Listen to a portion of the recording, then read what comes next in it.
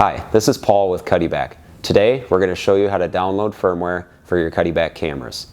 First, we're going to show you how to download firmware for a Microsoft operating system. Stay tuned for later in the video as we'll explain the same process for a Mac operating system. First, you want to start with a brand new SD card, insert it into a card reader, and place it in your computer. Then, go to Cuddeback.com and click the Update Firmware tab on our website. Next, scroll down to the bottom, right-click on the firmware version you want to download for your camera, and click Save Link As. A pop-up window will appear.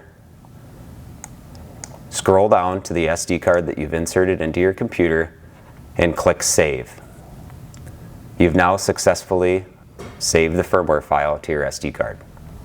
Now, we'll show you how to download Cuddeback firmware from a Mac operating system. To begin, insert a new SD card into your computer and go to Cuddeback.com. Then, click the Update Firmware tab and scroll down. Then, while holding down Control, click the Update Firmware tab for the camera you want to update. Then click Save Link As. A pop-up will now appear. Select the drop-down menu and click your SD card to save the file to the SD card. You've now successfully saved the firmware file to your SD card. Now we're going to show you how to load the firmware onto the camera.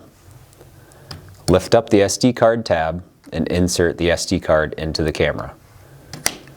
Then press Mode over to Commands, then More over to Device Menu, and press Up.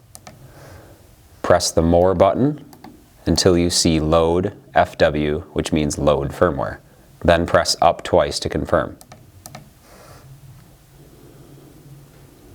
When the camera resets to show CuddeLink Gen 3 or goes on to clock mode, you know you've successfully loaded the firmware onto your camera.